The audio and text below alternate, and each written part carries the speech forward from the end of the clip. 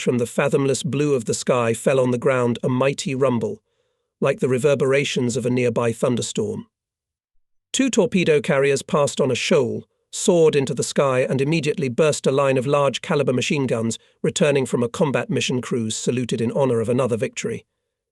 So, one more enemy ship with manpower, military equipment, weapons and military cargoes went to the bottom of the Baltic. Taking a walk, Ivan Feofanovich. I turned around at the voice and paused, waiting for Major Dobritsky, deputy commander of the regiment, on the political part. Grigory Vasilievich was squinting affably. I could feel that he was in a great mood. To be more precise, I am combining pleasant and useful, I answered. The commander ordered to check in the Air 1 machine from the 1st Squadron. That's where I'm going. At the same time, I want to see the airfield. Yesterday I didn't see it properly from the air. Well, that's fine. So we're on our way. I'll go to the first one too. What's the weather, Ivan Feofanovich? It's like summer back. Summer is not summer, but the days are long. It's a sin to complain. Indeed, the middle of September, 1944 in the Baltic was happy with newly established warmth, cloudless sky, almost complete absence of wind. The green width of the airfield, covered with white and purple flowers, was fragrant with the aromas of autumn grasses. Along the perimeter of the airfield towered beautiful birch and pine trees, reliably hiding our planes from enemy aerial reconnaissance. There were gasoline refueling trucks, in a hurry to fill the aircraft tanks in time with fuel, outwardly leisurely, but dexterously moved people, technicians and mechanics hung torpedoes, bombs, mines, brought ammunition for machine guns. Now and then the silence exploded with the roar of engines, and a thick bassy echo roamed the neighborhood. For a long time the technicians were trying out the engines. The airfield left a good impression, and not only because it seemed somehow home-like, cozy. The main thing, it had a runway that meets the requirements for the operation of torpedo carriers with a full combat load. At the end of the runway was made deep ploughing, created catchers in case of termination of takeoff or failure of brakes at landing. Hitlerites, retreating, badly damaged the flying field. And now in many places among the greenery there were black splotches of fresh earth, traces of buried funnels. I see that our comrades from the construction battalion had to work hard, I noticed. Yes, it's not easy to prepare a disfigured airfield for operation, agreed Grigory Vasilievich. Effort, of course, spent a lot, but we coped quickly and, importantly, well. Very well. Well done.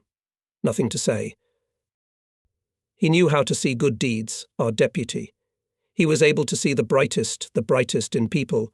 He could not only see, but he was able not only to see, but to note, to highlight it, to show it to everyone. We knew each other for only 2 months, but somehow we became friends. It happened by itself, without any effort on either side. I noticed that both pilots and technicians treated Grigory Vasilievich with unfailing respect. And there was no phenomenon here. The clue lay, as they say, on the surface. Fatherly, caring and sensitive to people, he always knew their needs and aspirations. With anyone found a common language, able to come to the aid in time, to help in a difficult moment, to give advice.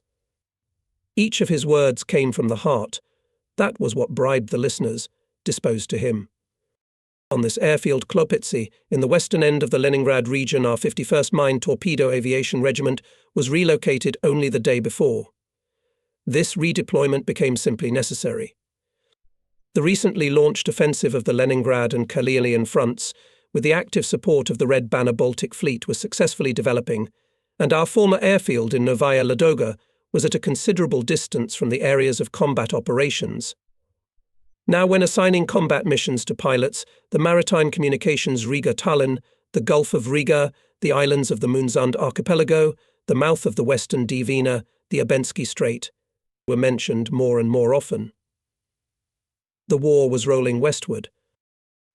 It should be noted that by the middle of September the aviation of the Red Banner Baltic Fleet had grown considerably in its composition and was fully aimed at sea objects. With the commissioning of 51 MTA-P, the main strike force essentially doubled. The number of supporting forces was also doubled from the Black Sea, where the war was practically over. An attack air division was relocated here, to the Baltic, and the number of fighter aviation increased. Now our efforts were distributed in the following way. The 1st Mine Torpedo Aviation Regiment, which had previously operated near us, was relocated to one of the liberated airfields near Vilnius and acted on communications and the southern part of the Baltic Sea. The waters of the Gulf of Riga and the Gulf of Finland remained under the control of our regiment, and here the combat work did not cease neither day nor night. Using every opportunity, we made torpedo bombing strikes on enemy ships, carried out mine-laying. Day crews were replaced by night crews, who were allowed to fly day and night in any conditions without any restrictions. Later, analysing this period of the war, our military historians will say, the KBF aviation in 1943 took the leading place in the actions on the enemy's sea communications.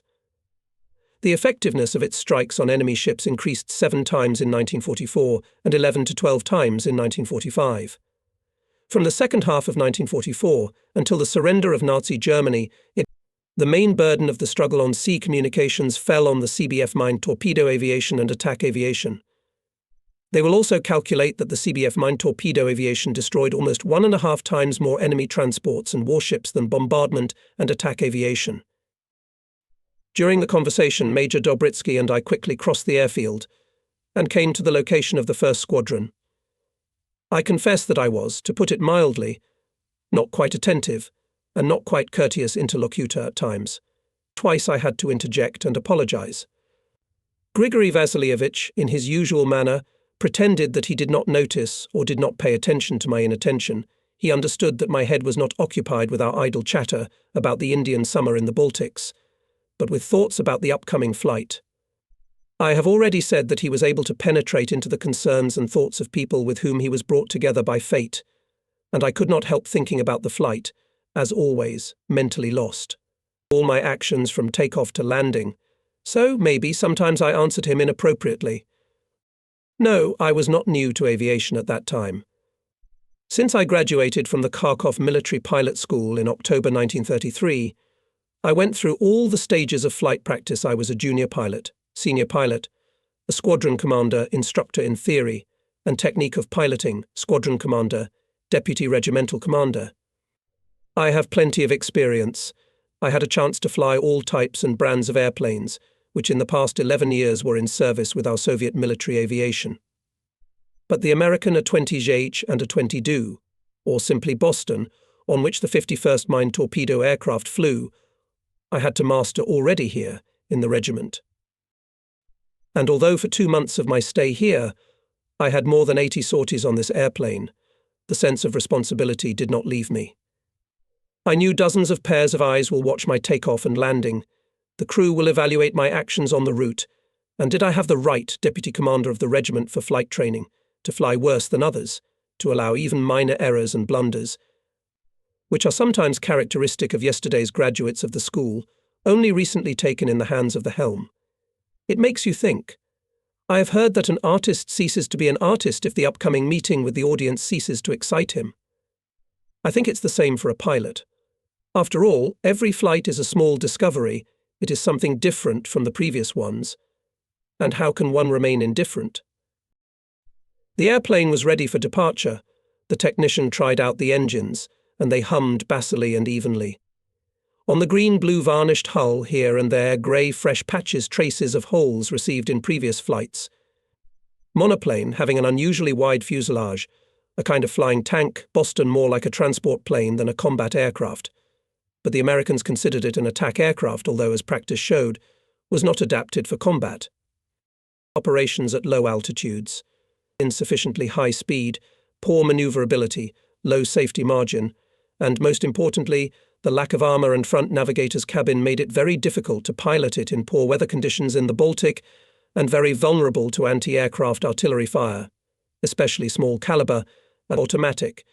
And, frankly speaking, we have always envied the pilots of our domestic Armadillo II, in the very design of which was laid care of air fighters.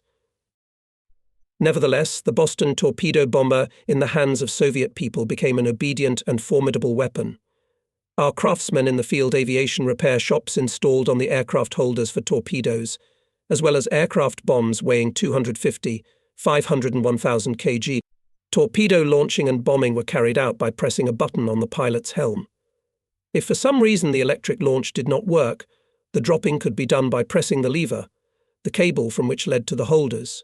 Solid fuel reserve and speed up to 525 km/h, allowed to search for naval targets and combat operations at a sufficiently large distance from the basing sites. The torpedo carriers were armed with 9 large-caliber machine guns, 4 fixed in the nose of the fuselage, 2 also fixed, aimed forward, were located in the planes. Fire from these and others led the pilot by pressing a button on the steering wheel. In the cockpit of the gunner radiator, located behind the center wing, on a rotating turret was strengthened twin installation. And finally, another large-caliber machine gun was intended for firing from the lower hatch, which was especially necessary when repelling attacks of enemy fighters from the lower hemisphere, as well as to suppress enemy firepower when the aircraft passed over the target. It should be noted that our aviators skillfully used this considerable firepower of the aircraft. And now the runway is a solid grey-green ribbon swiftly carried back. The airplane shakes solidly and elastically on the unevenness of the track. I add gas and smoothly take the helm. Boston easily pulls away from the ground. With Grigory Vasilievich Dobritsky we live in the same room. In the evening, in the light of the carrier, powered by a rumbling engine behind the wall, covered with brochures, newspaper clippings, reports of the Sovinform Bureau, he makes some notes in his notebook, perhaps sketching theses of tomorrow's conversations with people, and I at such times try not to interfere, not to distract him with conversations. The man is working. Who knows? And suddenly at this minute the combat history of our regiment, or even the whole aviation of the Red Banner Baltic Fleet, is being born. Out of the corner of my eye I look in a selection of reports of the Sovinform Bureau. On July 18th, pilots Presnyakov and Ivanov discovered and sank an enemy transport of 10,000 tons displacement in the Baltic Sea. On July 19th, a torpedo-bearing aircraft of the Red Banner Baltic Fleet torpedoed and sank an enemy transport of 4,000 tons displacement. On July 20th, pilots of the Red Banner Baltic Fleet sank a transport of 3,500 tons displacement in the Gulf of Finland. On July 21st, pilots of the Red Banner Baltic Fleet sank 3 CR. Serious damage was inflicted on other vessels. On July 25th, aviation of the Red Banner Baltic Fleet in the Baltic Sea sunk a transport of 7,000 tons displacement and a patrol ship. I don't read further. These reports are too dry and monotonous. But I know that these clippings are just for memory, for conversation starters, that in tomorrow's conversation of Major Dobritsky with young pilots these protocol reports will come to life, will be filled with living content. The heroics of torpedo bearers' firing routine, the hot breath of battle, the readiness of people to overcome fear, to despise death for the sake of victory over the enemy.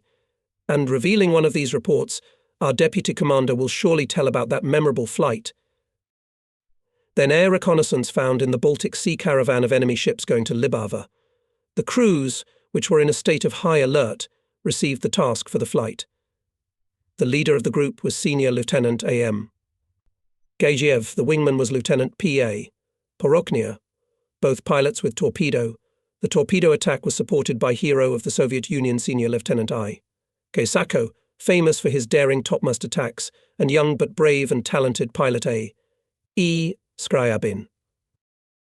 The planes took off one by one at exactly 17.00. They were immediately taken under guard by the fighters of Lieutenant Colonel P. Pavlov.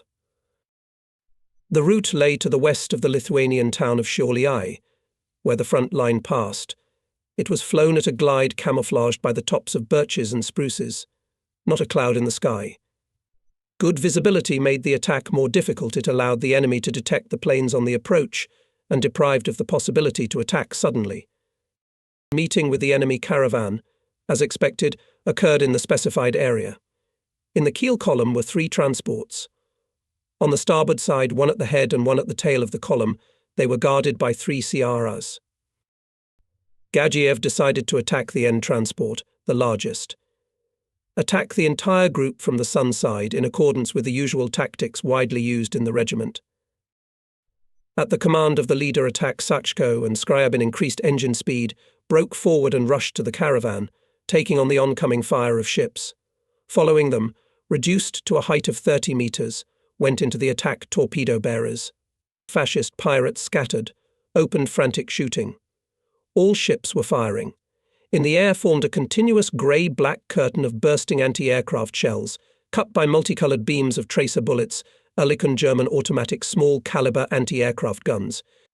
Many shells were bursting in close proximity to the aircraft, but there were no direct hits. The enemy anti-aircraft gunners were hindered by the sun, and the pilots all the time skillfully maneuvered. Opened fire and large-caliber artillery ships, which hit the course of the attacking aircraft, raising above the surface of the sea huge columns of water, meeting with which threatened torpedo-bearer inevitable death. The Nazis tried in every possible way to repel the attack or at least force the pilots to go to disadvantageous for the attack course angles. But the planes, sharply maneuvering, rapidly approaching the enemy. Finally came the decisive moment. At maximum speed, Sachko and Scriabin at low altitude dropped each 4 250-kilogram bombs. High walls of water soared at the sides of the attacked ships. At this time, Gagiev and Porokhnaya approached the caravan at a distance of half a kilometer. Throw-it commanded the radio leader, and in the air, huge silver fish shone 2 torpedoes. According to the observation of the crews, a large Nazi transport of 1,000 tons displacement, shaken by the explosions, began to quickly settle at the stern and soon sank. None of the planes of the Gagievsky 4 was not injured, except for the numerous bullet holes and shell fragments discovered later by technicians and mechanics. Gathering after the attack, the group marched in close formation toward their airfield. Their leader, rocking his yak from wing to wing, congratulated the torpedo bearers on the victory. The meeting on the ground was also joyful. Pilots, technicians, motorists, officers of the headquarters and services of the regiment embraced the winners, shook hands with them. This is what stood behind the dry lines of the report of Sovinform Bureau. The Russian proverb, a mountain and a mountain do not meet, but a man and a man always contains deep folk wisdom. Meetings, however, are different. Some are soon forgotten, leaving no marks in the memory. Others, on the contrary, sometimes become a notable milestone in life, enrich spiritually, equip with knowledge, help to build a future life. Now, looking back into the past, I think with satisfaction that fate has not spoiled me with its attention, and I was lucky to meet many good people. Then, in July of 44, having arrived in 51 MTAP, I, as it was customary for military men, introduced myself to the regiment commander, Major VM Kuznetsov. The conversation was not long. We knew each other from our previous service in the Pacific, and the commander was in a hurry. He was called to the Air Division headquarters. "Well, start performing your duties," he said. "In the evening, when everyone will be in place, we will introduce you to the personnel. Meanwhile, look around, get acquainted with our economy, with people." I went to the airfield. Pilots, navigators, technicians were standing in groups near airplane shelters. I approached the nearest one, introduced myself, and just when the conversation was starting to establish, someone behind me put his hand on my shoulder. I turned around, and the words froze on my lips. "Ilia, are you really you?" "Did you recognize him?" "Wow," he said, squeezing me in his arms. "To us, then? Glad to see you, my friend, very glad." "Me too. I didn't expect to see you.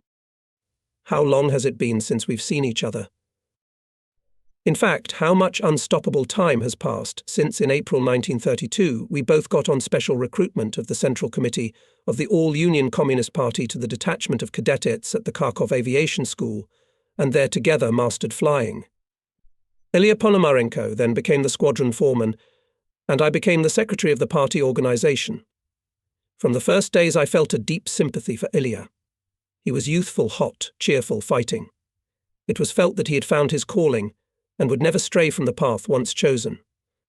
Ilia's character was a great attraction. His views rested on firm convictions. If there were any doubts, he did not hide them in himself, shared them with his comrades. And for this in those years you needed a certain courage. He argued, defending his beliefs, and in matters of principle he was irreconcilable. He did not tolerate lies, hypocrisy, boasting, was not afraid to honestly say in the eyes of a man everything that he thinks about him. He liked to tease his comrades, but having an enviable sense of humour, he easily accepted jokes in his own address. As they say, a mountain with a mountain. He smiled, hugging me by the shoulders, and everyone who was around quietly retreated, not interfering with the meeting of old friends. "Look, you're already a major." "And you too." We both laughed. "Well, tell me." After graduating from the school, the commander's fate scattered us in different directions. A year later, I had a chance to serve in the aviation of the Pacific Fleet, from where I have now arrived in the Baltic. Ilia Ponomarenko's military service was different. He already had to fight. It turns out that even during the Finnish-Soviet conflict, he led groups of bombers into battle.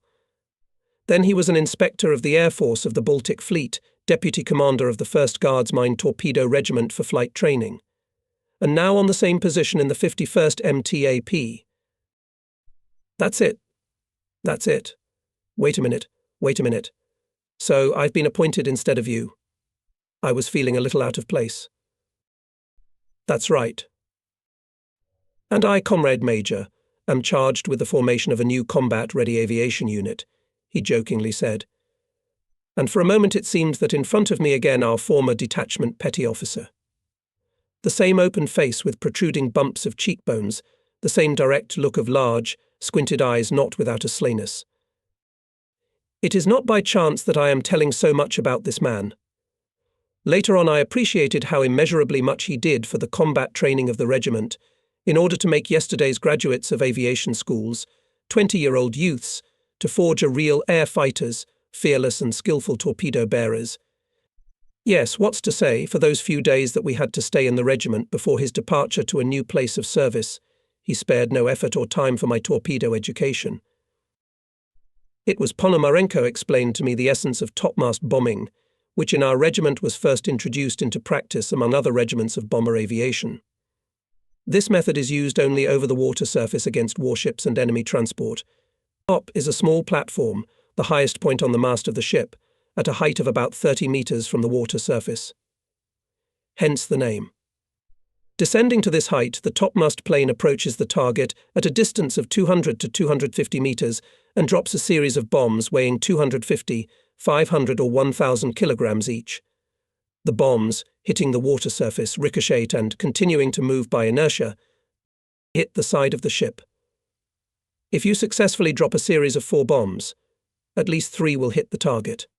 And another positive property, the explosion occurs not on the deck, where the greatest armor, and below the protective belt and even under the bottom, in the most vulnerable place for the ship. Topmast bombing is much easier than the combat launch of a torpedo.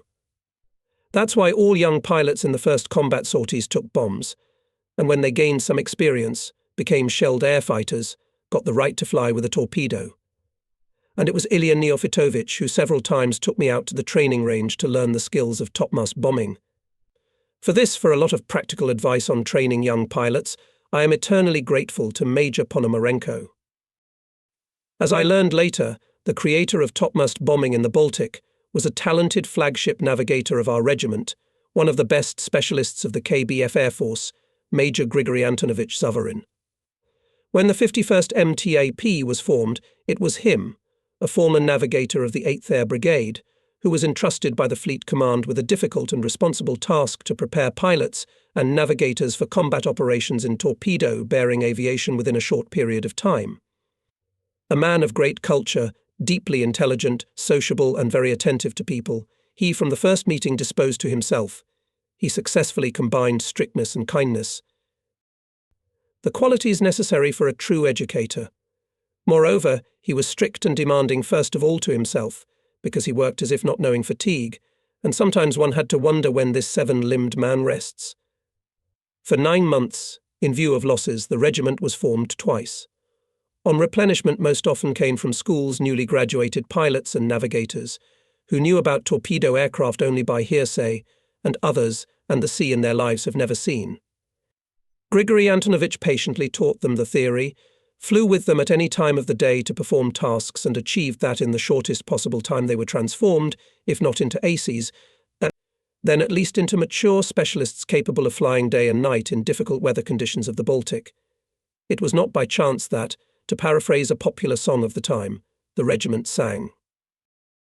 Don't rely, pilot, on the weather, but rely on your airplane. You will destroy the enemy from the get-go, if your navigator doesn't let you down.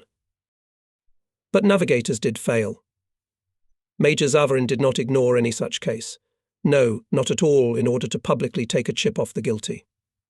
He scrupulously analysed the actions of the pilot and navigator, helped them with leading questions themselves, or with the help of comrades in the squadron, but it is better still to discover the error.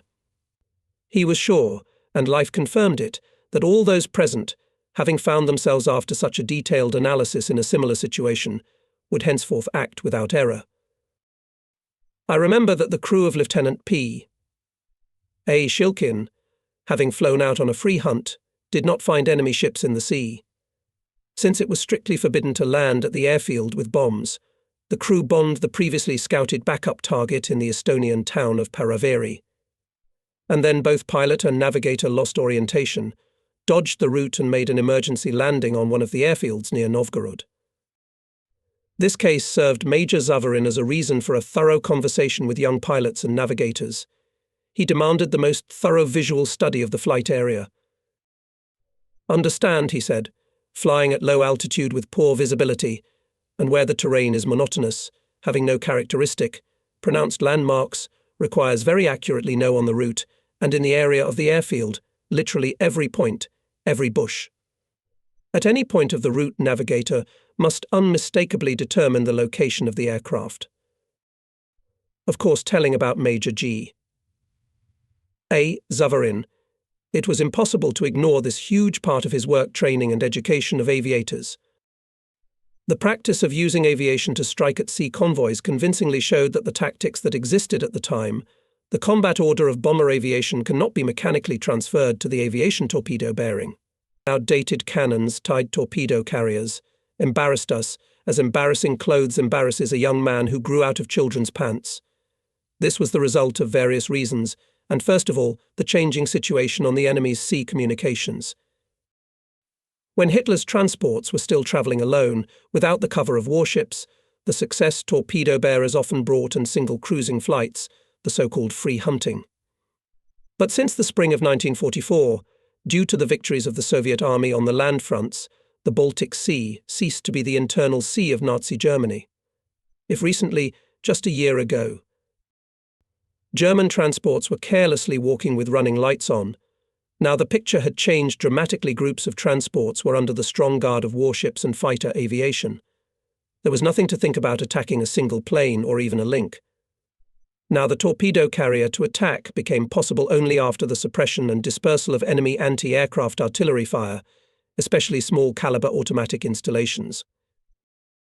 Near the coast and in the bases, this task was successfully solved by attack aircraft.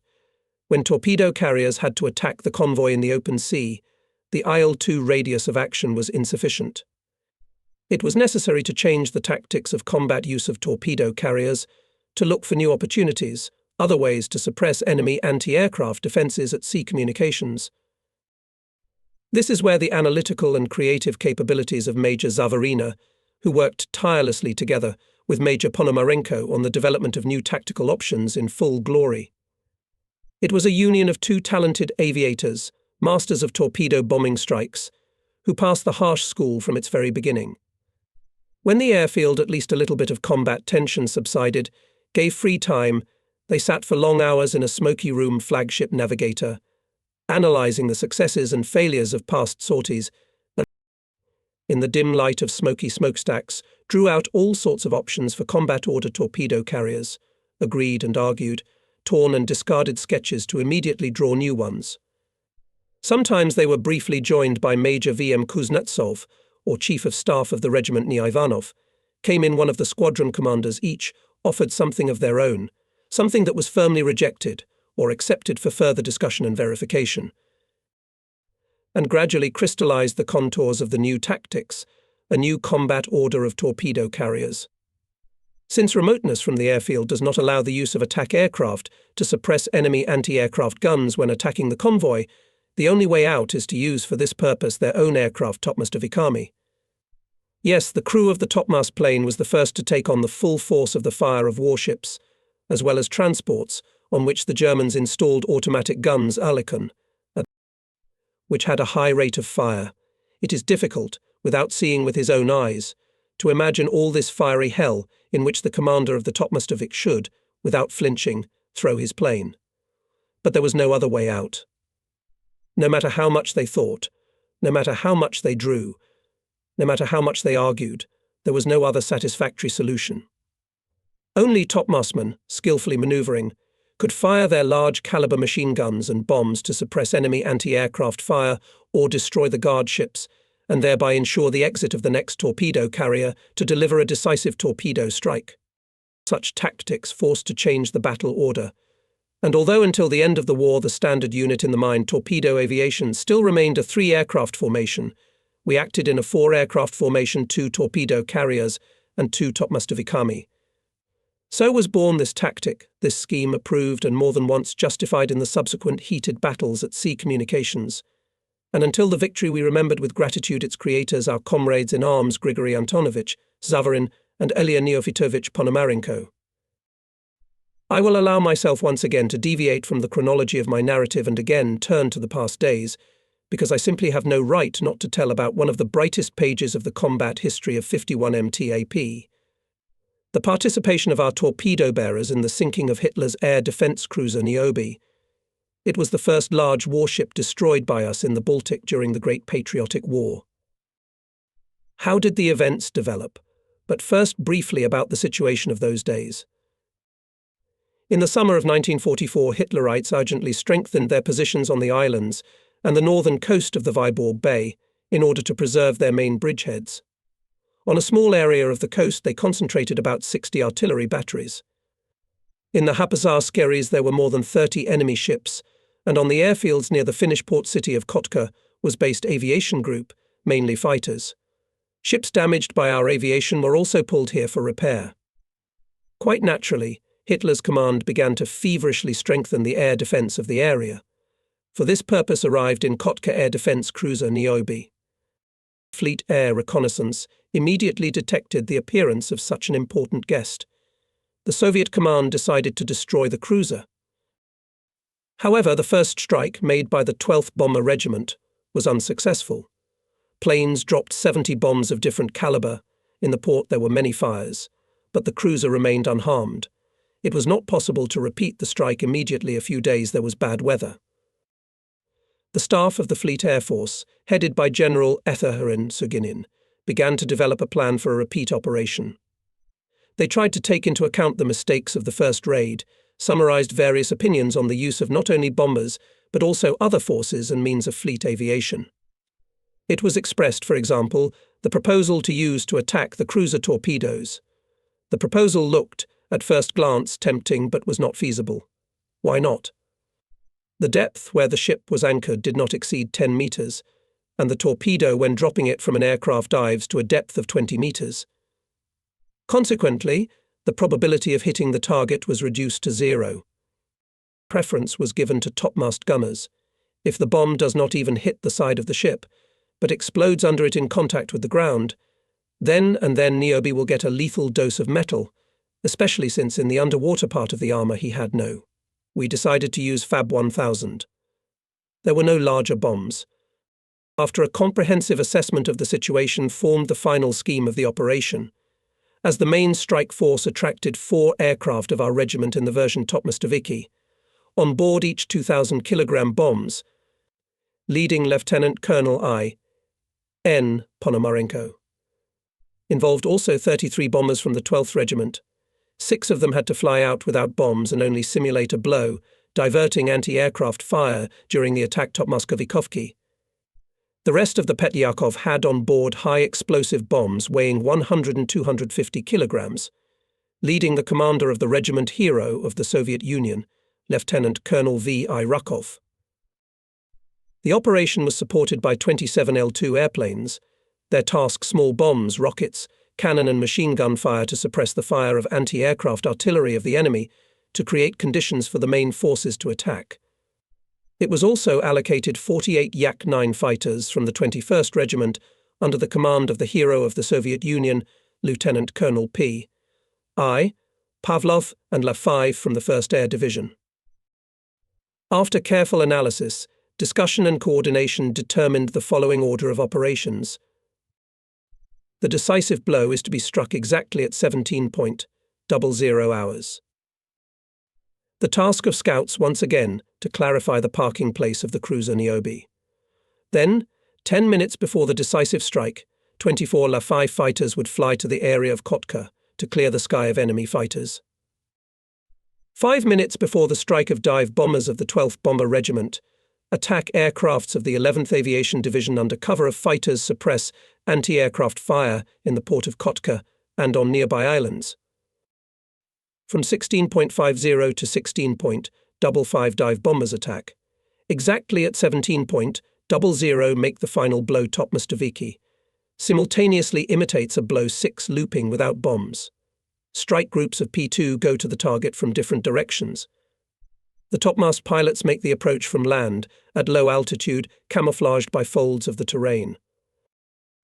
The plan of the operation and the schemes of interaction of all the units involved in it were developed by the headquarters of the Fleet Air Force so clearly that in the process of accomplishing the task did not need to make any adjustments. The morning of July 16th. In the staff room all night spent leading a group of topmast pilots in Ponomarenko and navigator of his crew, flag navigator of the regiment Georgia Zavarin. They were preparing for a detailed study of the task with pilots and navigators of the crews participating in the operation. It was very important to foresee, clarify, check and agree everything. Time was running inexorably fast, and already the first slanting ray of the sun peeking out from behind the horizon broke through the window and lay on the maps spread out on the table. It wouldn't hurt to take a nap, Ponomarenko suggested, stretching with pleasure. It's going to be a hard day. With rest, my dear, nothing will work. Zavarin looked at his watch and answered. Soon the officers will be here. According to the plan, they should come only in 2 hours. You're wrong, Ilia. That's according to the plan. But wait for them any minute now. If you and I, the old air wolves, are worried before we go on this mission, the rest of us are not. Zavarin looked like he was in the clear. Squadron Commander Captain I. V. Tikhomirov. V. Tikhomirov, pilots Sachko and Shilkin with their crews came much earlier than scheduled, but they did not enter the command post, silently waiting at the entrance. Everyone became animated when the commander of the 8th Air Division Colonel and Sukhanov arrived, and with him the commander of our regiment Major Kuznetsov and Chief of Staff Captain Ivanov.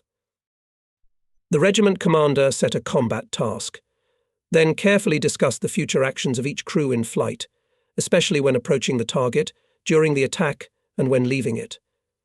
Clarifying the task, Colonel Sukhanov emphasized, I especially draw your attention to the strict adherence to the time of attack. This element plays a very important role in the close interaction of so many aircraft. Do not forget about anti-aircraft maneuver. The air defense in the Kotka area is very strong. Sukhanov asked pilots to share their thoughts on the upcoming operation. All crew chiefs spoke out. The conversation was mainly about where it is better to come from to attack the cruiser. We came to the conclusion that it is most appropriate not from the bay, and through the city, at high speed, clinging closely to the roofs of houses. After working out the task at the control room, crews got time for rest, which was especially needed Ponomarenko and Zavarin. Then everyone gathered at their airplanes, where once again everything was clarified, checked and agreed. Before the flight, we and Chief of Staff Ivanov approached Ponomarenko's car. The gunner radiator was already sitting in his seat, and the commander and navigator about something near the stepladder. Are you worried? I asked Ilia. I am, he admitted. His excitement only before the helm, Zavarin grinned. As soon as he takes it in his hands, he becomes like an iron. We took to the air exactly at the appointed time. First Ponomarenko, followed by Lieutenant Shilkin, then Lieutenant Tikhomirov with Lieutenant Sachko. The roar of the engines, moving away, became silent somewhere near the horizon, and with it the indistinct feature of the last airplane melted away in the sky. An anxious silence hung over the airfield. There were no other departures expected at that pre-dawn time, but no one left the airfield.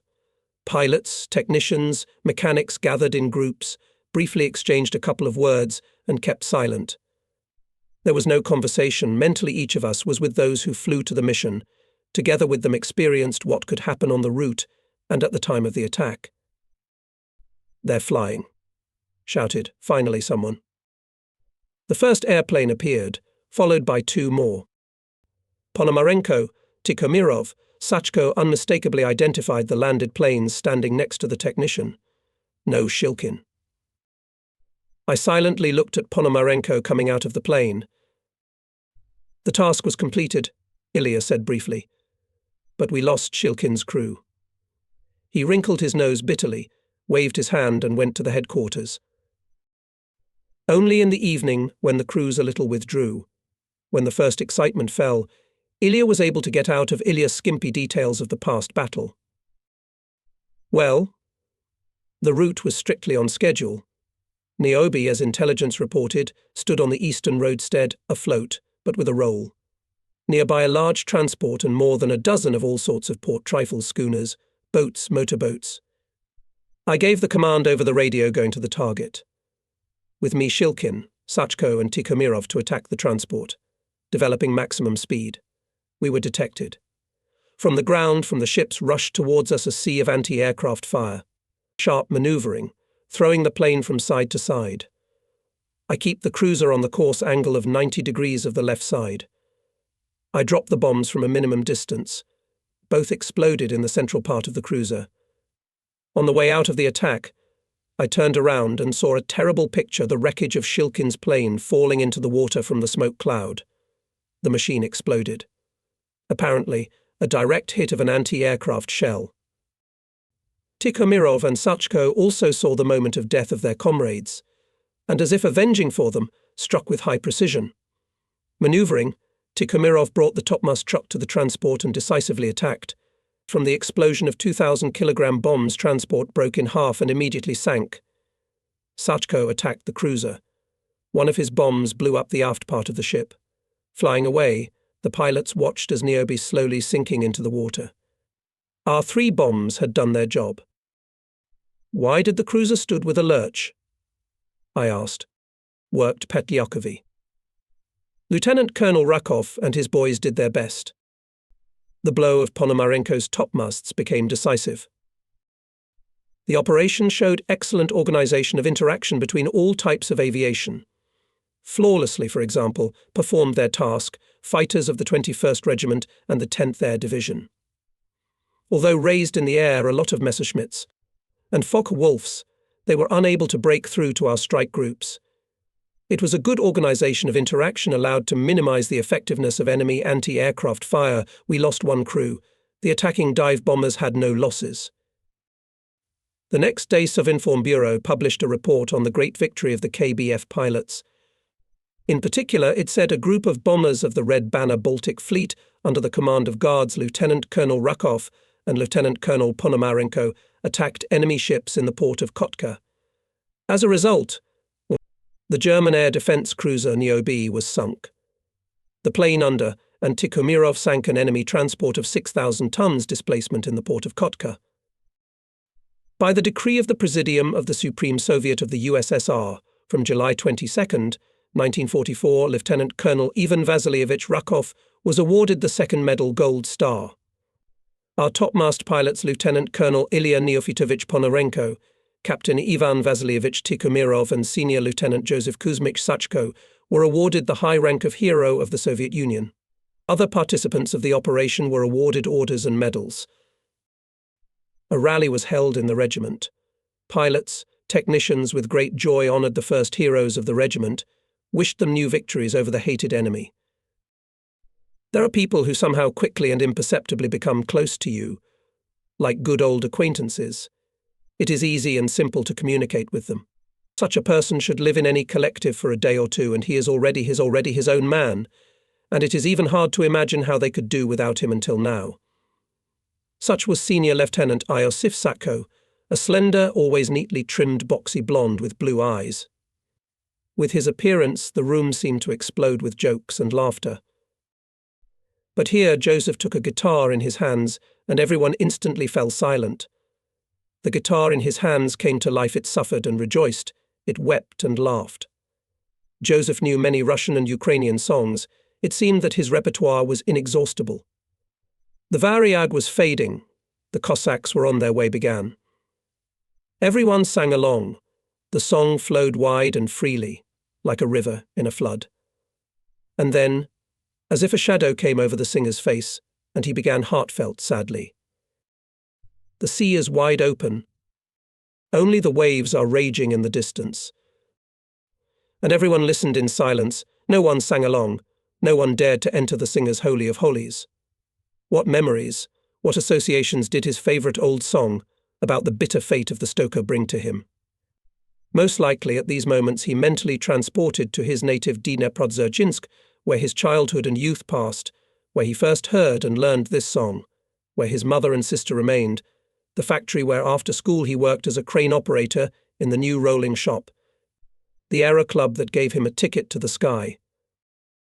A carefree joker on the ground, Joseph transformed in the air, became serious, focused, calculating. He had a lot of courage and bravery, and there was no need to talk about flying skill. And it was not by chance that his crew always participated in all the most important operations. When the regiment was reorganized, Iosif Sachko's crew was transferred from us to the 1st Mine Torpedo Aviation Regiment, and soon from there came the sad news on August 27th, 1944, the crew of the hero of the Soviet Union Iosif Kuzmik Sachko did not return from a combat mission. The commander and his combat friends, Navigator Junior Lieutenant N.N. Bygozin and gunner, Radiator M.M. Izumov, were killed during the attack of enemy ships off the coast of Estonia. Bitter. Painful. It's hard to believe. For a short month of our acquaintance I managed to love him, and to be attached with all my heart to this boy who never got discouraged. And now he was gone. Preparing material for the story, I visited the hero's relatives in Dniprodzerzhinsk. A beautiful, wide and green street in the center of the city is named after him. Several expositions in the city museum are dedicated to him. The pioneer group at the school, where he studied, bears the name of Iosif Sachko, and the new rolling mill workers of the Dzierżyński plant permanently enrolled former worker Iosif Sachko in their staff. The memory of heroes does not die. The relocation of the regiment to the airfield Klopitsi coincided with a change of leadership. Major V.M. Kuznetsov left for a new place of service, and Major F.A. Sidikov took command. Fyodor Andreevich was not new to the regiment. He participated in its formation, and then became deputy commander for flight training. However, he did not have to do his immediate duties at that time. Major Sitikov was assigned to organize and lead the transfer of combat aircraft from Krasnoyarsk, where they came from America, to Leningrad. Installation, the pilots used to call it among themselves, is not an easy thing. To accept unfamiliar machines, to select crews, squadron commanders and squadrons for them, to establish technical service on the spot and during the route. All this could be entrusted only to a comprehensively trained pilot with a great experience of work with people and qualities of an outstanding organizer. There were not many intermediate airfields on the route from Krasnoyarsk to Novaya Ladoga. Some of them were far from each other, so even a slight deviation from the route threatened big trouble. Pilot transporters, engineers, technicians, motorists, which these American Boston, and in the eyes of the eyes have not seen, trained on an accelerated program in the reserve regiment at one of the airfields in northern Kazakhstan. From them, and selected Major Sitikov the right number of crews and technical personnel, with them successfully conducted the first run, and then some more. And now Fyodor Andreevich is back in his native regiment, but now already in the role of commander, and my meeting with him is also the second. After graduation from aviation school, he was assigned to the Pacific Fleet and joined the squadron, where I was deputy commander and was engaged in commissioning young pilots. Among them was Lieutenant Fyodor Sitikov. Now we sort of switched roles, but it did not prevent us from being genuinely happy about the new meeting, learning to quickly understand each other and work, as they say, hand in hand. True, we did not have so long to serve together, but about this later. With the last replenishment in the regiment joined 6 crews of former ferrymen. So formed from them, the 3rd Squadron immediately became noticeable in the regiment. and it was headed by Captain Konstantin Alexandrovich Meshcherin, a fine pilot, a participant of the battles with the White Finns. Even then he was awarded the Order of the Red Banner. The ferrymen, junior lieutenants, also in general green youth, were ahead above their peers, yesterday's graduates of schools. They had already flown a little. At the distillation they had to 10 to 12 hours a day not to part with the steering wheel. Pilots had a good command of piloting techniques, and navigators airplane navigation. Now they mastered the combat use of the aircraft, and the rest had to master the other. But everyone had the same thought in his head: it would be sooner to fight. I remember, I once came to the pilots, crowded together in the shade under the wide wing of the Boston. Junior Lieutenant Valentin Sokolov, a red-haired, ruddy, stout man, recently appointed deputy commander of the 3rd Squadron, gesticulating animatedly, told the pilots who had come to us from the Livanevsky school. How many reports were written refusal and refusal and refusal. And this time everything was as usual, continued meanwhile Sokolov. There was another ferrying. We received the cars, inspected them properly, and quietly went to spend the night. About 9 in the morning we were awakened by the duty officer. They call us to the headquarters. Well, let's go. It was a usual thing. We always gathered the crews before the flight. We were given a task. They conducted pre-flight preparation with us. We picked up maps, laid out and calculated the route, filled in the flight documentation. And then look, something's wrong. In addition to the ferryman, the entire flying staff of the base gathered in the headquarters. It was already unusual, and the superiors behaved strangely. Time was passing, but they did not appear. Employees of the headquarters every now and then ran with papers in their hands in the room to the commander, then to the chief of staff. Apparently something agreed. Finally invited everyone to the meeting room, a large empty room. The regiment commander came and announced a group of our comrades is going to Leningrad. The flight is tomorrow morning. It is necessary for everyone to prepare thoroughly. We were expecting something special, but here as usual. After all, everyone had flown to Leningrad more than once. The commander looked at our stretched faces and continued after the distillation. All of you will stay together with the airplanes at the front. Hurrah, we shouted. At last it had come true. At last we had waited. Perhaps someone wants to stay on as a ferryman, the commander asked. No, we mutually bellowed, afraid lest he change his mind. No one wanted to stay. And those who that time did not get into our group looked enviously at us, the lucky ones. Sorties, torpedoing, bombing and mine-laying sorties. I would like to note that we carried out mine-laying missions until the end of the war. They were among the main tasks which were solved by the regiment throughout its combat activity. In the Gulf of Finland and the Gulf of Riga, in the mouth of the western Divina, on the communications Vindava-Tallinn and Riga-Tallinn, the combat work did not stop day or night. The crews of Captains V.A., Merkulov and I.V., Tikhomirov, Senior Lieutenant I.K., Sachko and others were allowed to fly in any meteorological conditions, without any restrictions. They were experienced, already shelled crews. They were respectfully called old men in the regiment. One could recognize them even by a special gait.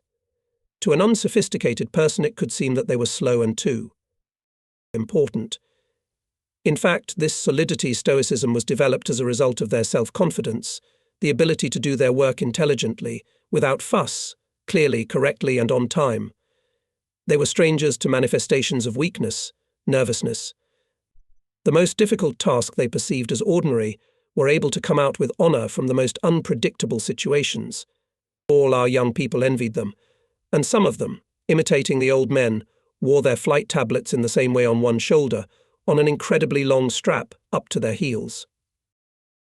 What to say, of course, old men were the pride of the regiment. From mouth to mouth, as a legend passed on to the pilots, for example, an episode from the combat biography of pilot Merkulov. Once he, together with navigator Captain A. I. Renzaev and gunner radioman, petty officer Y.A. Volkov flew at night to lay mines on the entrance fairways of the port of Tallinn. Above the target, the airplane came under heavy anti-aircraft fire. The machine received a direct hit.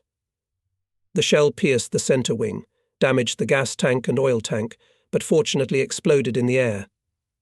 Inside the plane, The gasoline vapors filled the air. There was nothing to breathe. Visibility was completely lost. The airplane was poorly obeying the rudders, catastrophically losing altitude. It seemed that death was imminent.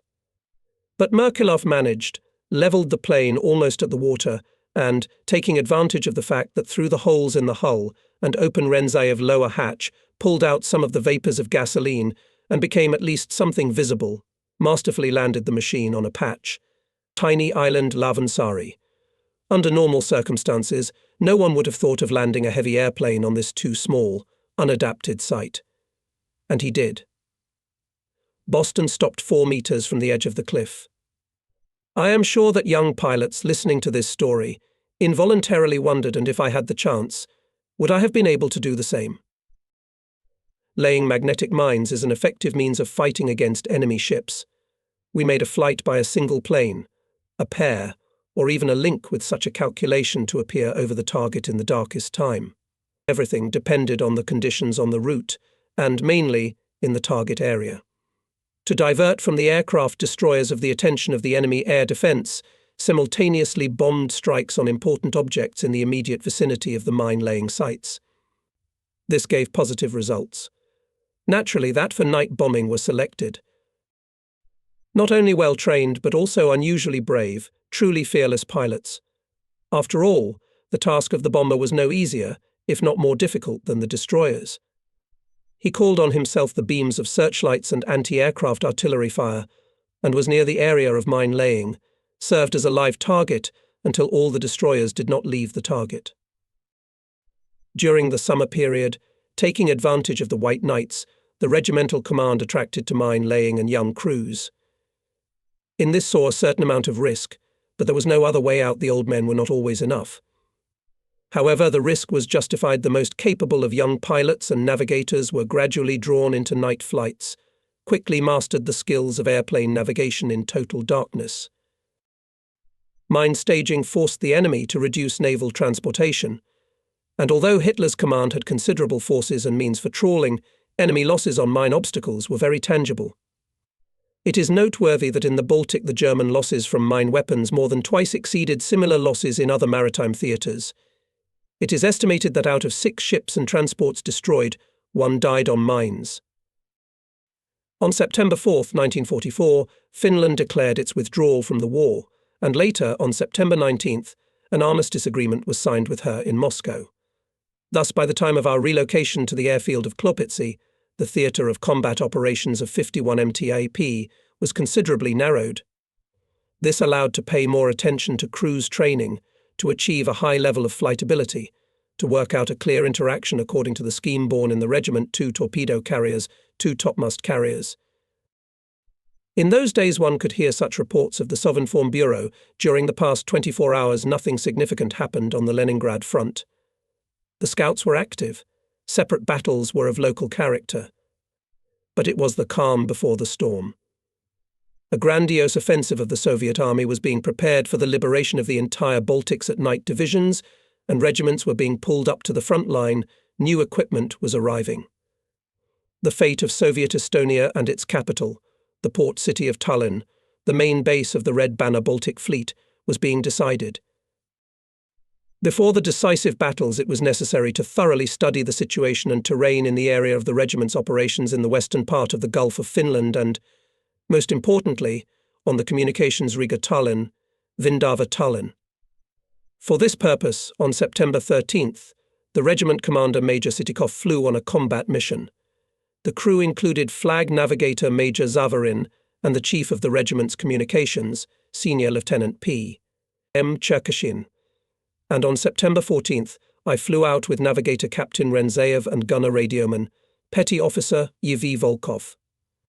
On the same day, air reconnaissance detected on the distant approaches to Tallinn enemy transports escorted by warships.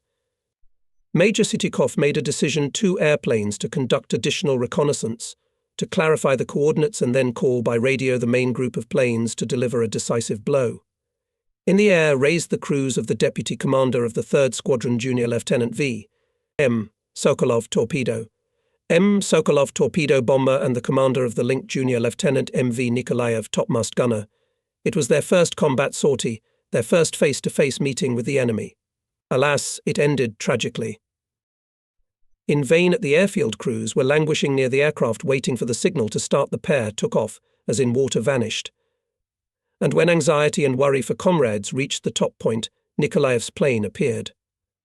It landed awkwardly, rolled into the parking lot, and everyone saw that there was literally no living place on it, so it was riddled with bullets and shrapnel from anti-aircraft shells. The wounded navigator N.I. Konko and gunner radiator I.F. Ivanov were taken out of the rear cabin.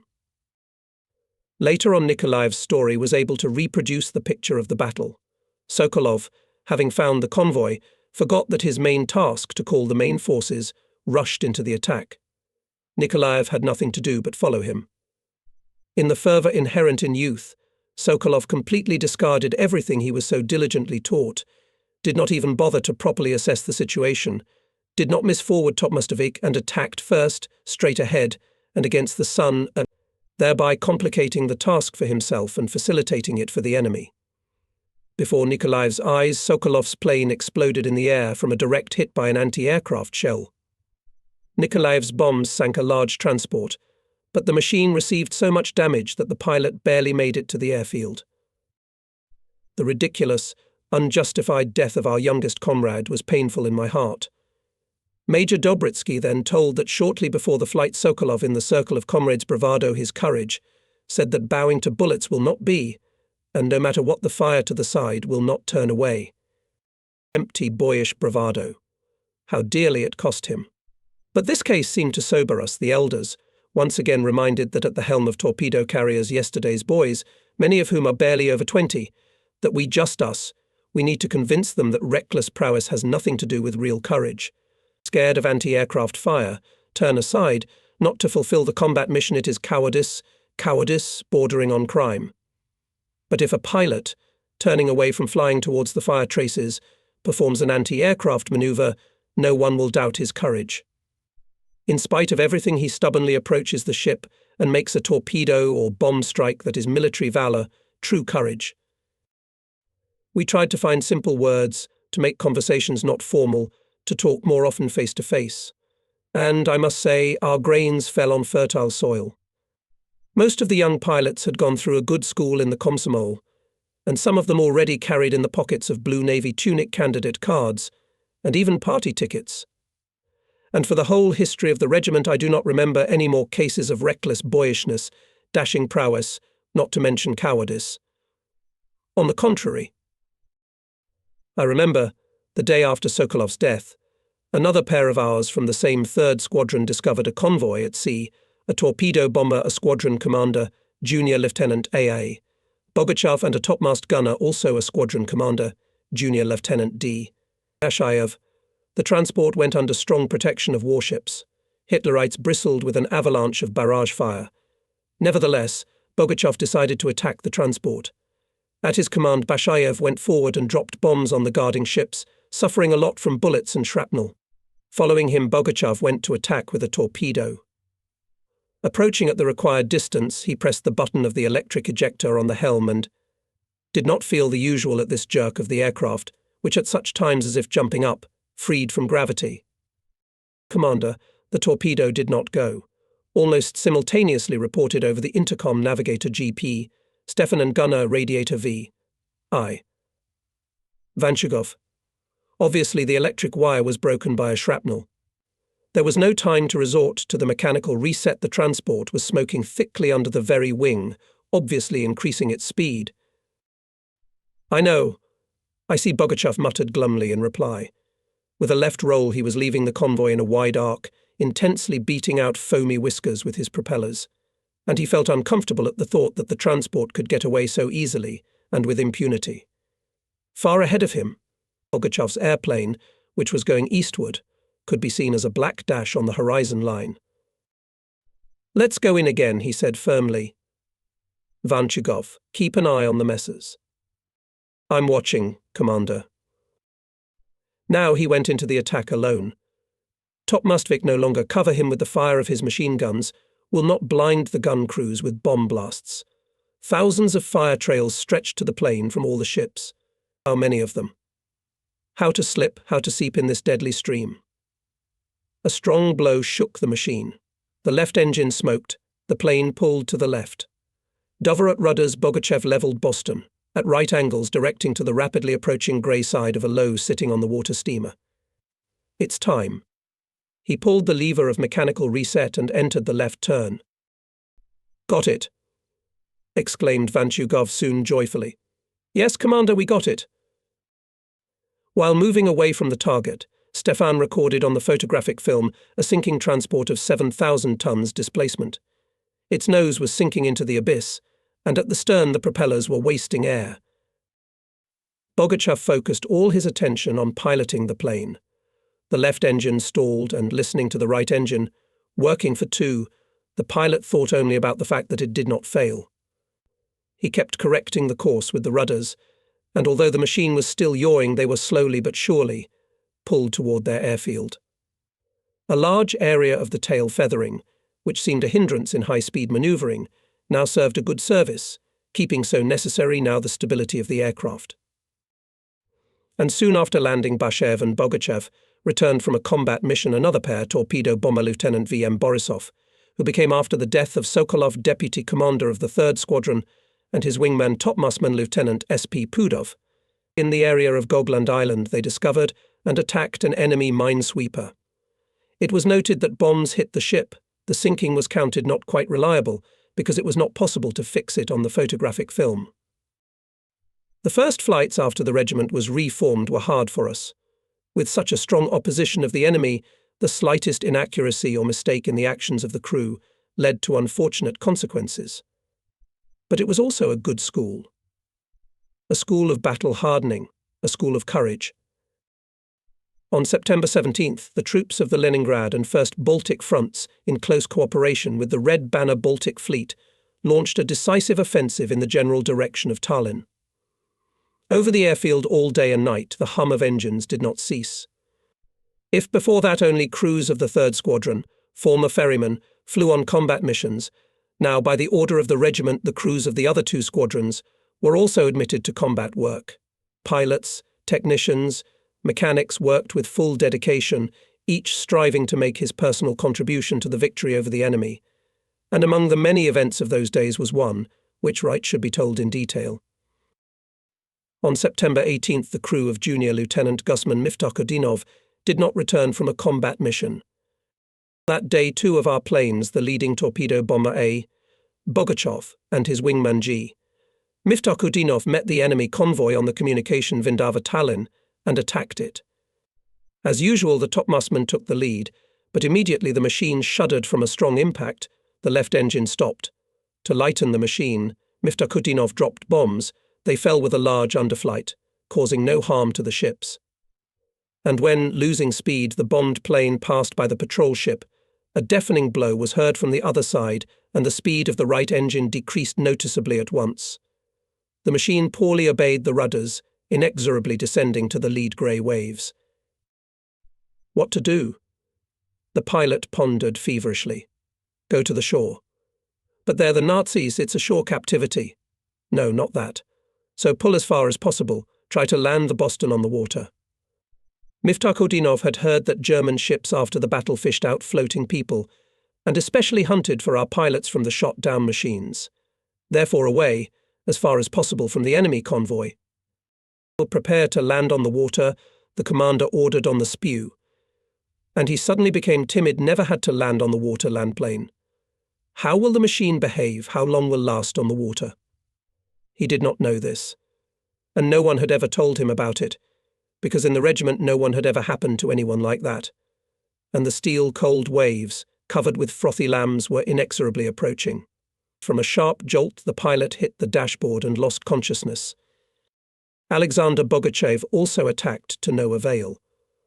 He, apparently, was knocked off balance by the unsuccessful attack of the topmastman, and he did not expect to meet such an intense fire from all the ships at once, or maybe distracted by anxiety for the wounded wingman. But the only time Alexander failed, he dropped the torpedo a little earlier than he should. The captain of Hitler's transport saw the foamy trace of the torpedo rushing to the board and had time to turn away. Commander, Our wingman landed on the water, reported the navigator. I see. The pilot, dissatisfied with himself, replied dryly. We will pass over the place of landing, but we will not make a circle, so as not to alert the Nazis. Landing at the airfield, Bogachev, as always short, without unnecessary words reported on the results of the combat flight. In general, a day of total failure, he waved his hand and, seeing off a couple of planes taking off, nervously rubbed the strap of the tablet. The navigator reported the exact coordinates of the landing of Miftakhudinov's plane. Just on the active communications of German convoys, looking at the operational map, bitterly remarked the Chief of Staff, Captain Ivanov. Look, Riga Tallinn, Vindava Tallinn. The traffic is like on the avenue. It's a pity the guys will be lost for nothing. What we need is a seaplane. At least one for the whole regiment, damn it, at least a small one. And Miftakhudinov's crew was fighting for life. Having received the commander's order to prepare for landing on the water, Navigator Junior Lieutenant Gleb Lokolov and Gunner Radio Sergeant Yuri Aksenov began to unfold a rubber rescue boat. A sharp jolt threw them against the cabin wall. Lokolov painfully hit his left hand and badly damaged it, either a fracture or a sprain it was impossible to determine at once. Fortunately, Alexei had only slight bruises and was the most active during these minutes. He threw the rubber boat on the flat and helped Lokolov, who was moaning with pain, to get out. And to the horror of both of them, before their eyes, the canisters of the automatic filling of the boat with air, which for some reason turned out to be unfastened, slipped off the plane and instantly disappeared into the depths. Yuri rushed to the mech, connected the hose to the boat, began hastily pumping air manually. How much longer would the machine stay afloat? He felt how the airplane was going out from under his feet, inexorably settling down, and pumped with his last strength. He was helped by Miftakhudinov, who, having plunged into the cold water, came to his senses. Guys, soon? Lokolov, swimming nearby, called out in a weak voice from time to time. Boston, tilted on the bow, went under water, and they were left unsupported, alone in the open sea. Thankfully, all three of them had life jackets that worked well. Dusk was approaching when Miftakhudinov and Aksenov, exhausted, finally inflated the boat. They picked up the freezing Lokolov out of the water. Swimming in the Baltic Sea in the second half of September cannot be a pleasure. All in exhaustion reclined back on the elastic rubber boards, giving up their small boat to the will of the waves.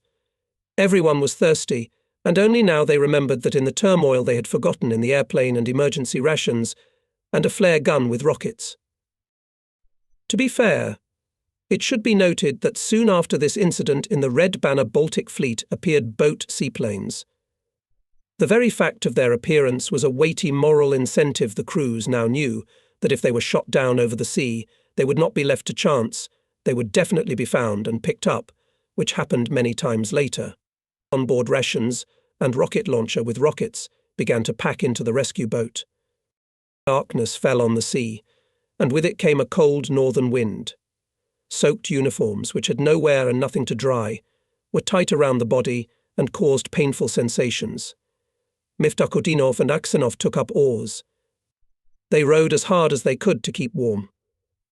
Lokolov, supporting his aching arm, tried to stop shivering.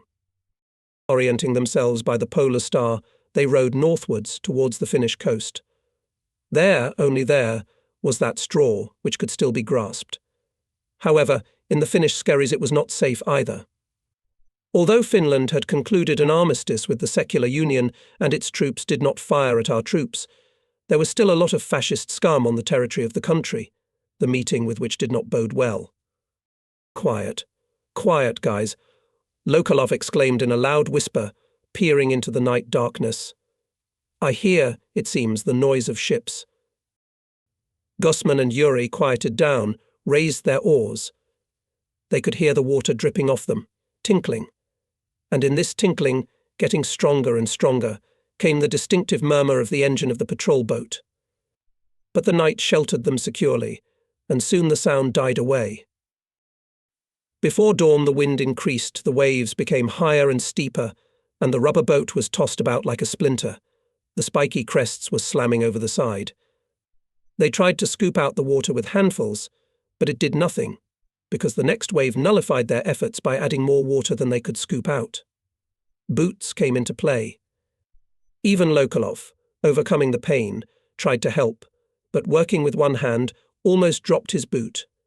And Miftakudinov said, "All right, Gleb, don't. We'll do it together somehow. You'd better hold the fur and oars so that they don't wash away." The dawn crept up, and the wind suddenly died down. The waves decreased and no longer swept over the side. Torn wisps of fog drifted over the boat. It grew thicker and gradually covered everything around with a dense canopy. It became quiet and silent. They huddled together in the middle of the boat, warming each other with their shared warmth. Miftakudinov closed his eyes and immediately seemed to sink into another world. It seemed to him that he was walking through his Lubyanka forest in his native Tatarstan, and on his way there were hogs, aspenberries, butterberries begging in his hands, and his basket was already full, and he had nowhere to take them, and it was a pity not to take them. He bends down, stretches out his hand, and the vision disappears, and before his eyes a milky veil of fog. Suddenly Lokolov woke up, listened. "What are you doing?" Miftakudinov asked. "It seems to be rumbling again." They listened. No, quiet. Every soldier who has been in battle knows that silence in war can be scarier than the most furious attack. It's oppressive, frightening in its unpredictability. They also realized that this fragile silence can at any moment explode with the crack of a patrolman's engine, gunfire and death. What if we run into the Germans? Aksionov spoke aloud the question that each of them had had in his mind since the moment when their Boston clumsily plunged into the water. "We all have 1 gun and 16 cartridges," said Miftakudinov cheerfully. "That's enough for the first case. Why, after the emergency landing, only the pilot had the gun. It was not possible to establish. When flying on a combat mission, everyone had a pistol in a holster on his belt. 13 for the Nazis, the last 3 for us," picked up Aksionov. "There will be no captivity, at any rate," whispered Lokolov with inflamed lips. "Komsomol members do not surrender," summarized Miftakudinov. "Well, if the commander spoke slogans, it means that our ship's combat readiness is number 1. Aksionov could not resist teasing. And everyone smiled at this joke, or rather at the fact that all of them had come to the same decision without collusion. They were ready, without hesitation, to share the same fate, and, having realized it, became even closer and more dear to each other. By noon the fog cleared, rose higher, and then disappeared altogether. The sun warmed up, and the hope of getting warm and drying their uniforms awoke. All around them stretched a silent, deserted sea. They were alone in this immense space, where there was nowhere to hide, nowhere to hide. Now an encounter with an enemy ship or boat might prove fatal. Having warmed up slightly, they dozed off, or maybe they simply fell into oblivion. Miftakudinov was suddenly awakened. It seemed as if he heard children's voices. The voices were indeed nearby, but they were seagulls. They flew in circles above the boat, landed nearby on the water, and then rose and flew to the north. "It means that the land is not far away, if the seagulls," suggested Miftakudinov. The navigator and the gunner nodded in agreement. They did not want to talk. Already in the evening everyone heard the noise of engines and became wary, but they realized that the noise was coming from the sky. There, in the blue sky, there was an air battle. Skittish fighters converged and diverged on gentle and steep turns, came short lines of machine gun bursts. Aksionov could not stand it, shouted, "Here, here. Where are you going?" "Calm down, Yura," reluctantly said Miftakudinov. "They have their own worries, they have no time to look at the sea." The merry-go-round of aerial combat shifted to the south, and then disappeared into the distant blue, taking with it the noise of engines and the flicker of hope. Indeed, try to see a tiny rubber boat in the vast width of the sea. And everyone remembered for the umpteenth time the rocket launcher forgotten in the airplane. Like sentries at the post, Days and nights changed in a half-delirious forgetfulness, and every next day increased thirst and hunger. A bar of chocolate miraculously found in the pocket of the gymnospare's tunic of a frugal gunner radiator. They fed the wounded navigator, breaking off a small piece of chocolate. On the fourth day, Aksionov, unable to resist the temptation, scooped up a handful of seawater, took a sip and immediately began to spit up. Yuck, what a disgusting thing. Oh, damn you. Don't, Yura, Lokolov dissuaded him in a weak voice. Don't drink. I read somewhere that seawater makes you even more thirsty. The same day airplanes appeared again. First, at different altitudes, 9 of our fighters passed from the Finnish shore in links of 3. And then, pressing the roar of the engines, 2 such native Bostons passed very low over the boat. All 3 of them rose from their last strength, shouting and throwing up their helmets. Miftakhodinov even thought he saw the number 23 on the rudder. It's Boguchav. Or did it seem so? The torpedo bearers disappeared behind the low horizon line, and soon distant explosions were heard from there. Ours are fighting, said Miftakhodinov, not without envy. Don't hang up your nose, guys. We'll fight with you too. We'll live to see the day when there won't be a single fascist bastard left on earth. The Bostons that appeared and disappeared like visions stirred my soul. They're flying, Sachko, beating the bastards, and I. Miftakhodinov executed himself with envy for Boguchav.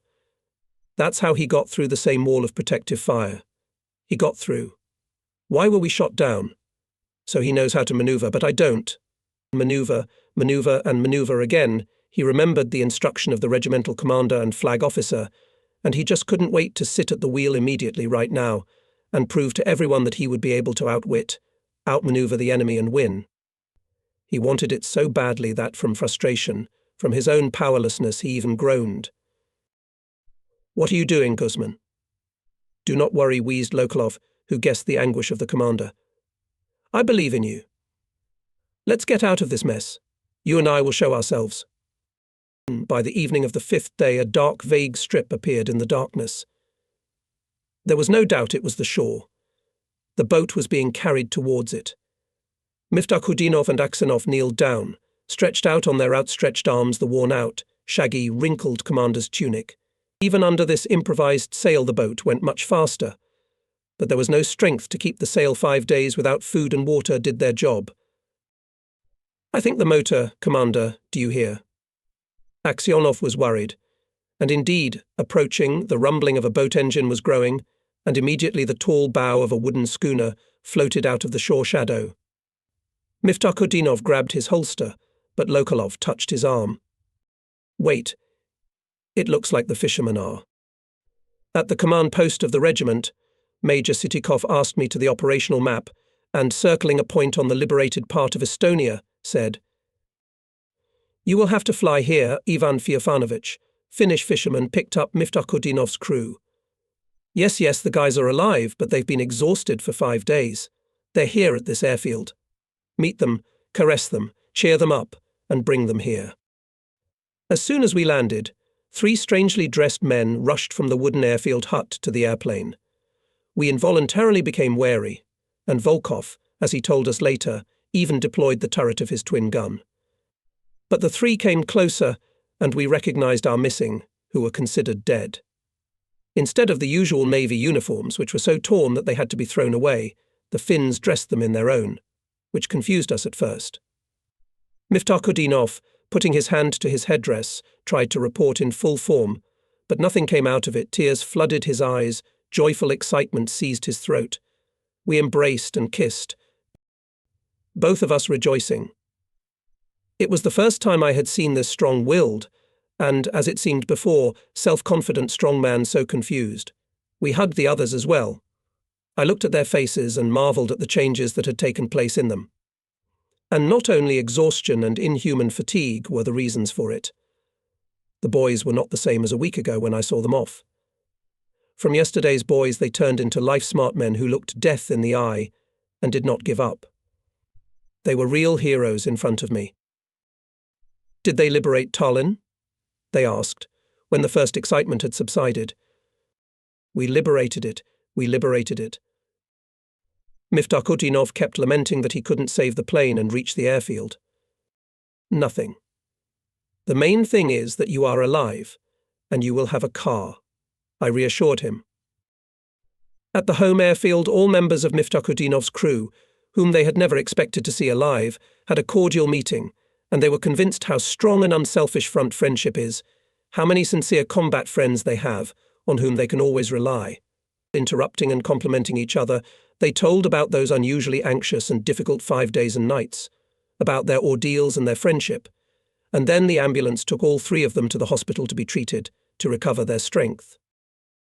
I reread the written about these glorious guys and realized that I have no right to limit myself to this, to put a point without telling about what happened to them further. Therefore, at the risk of again coming into conflict with the chronology of my narrative, I will allow to look a little ahead. So, on November 22, 1944, by regimental order, Lieutenant Miftakhudinov's crew was again allowed to fly combat missions as part of the 3rd Squadron.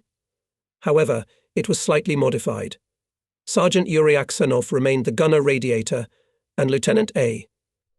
Skripnik was appointed navigator of the combat aircraft, as Gleb Lokolov was still recovering in the hospital with a fractured arm, and again Gussman, at the helm of a combat aircraft, like all pilots, did not spare himself.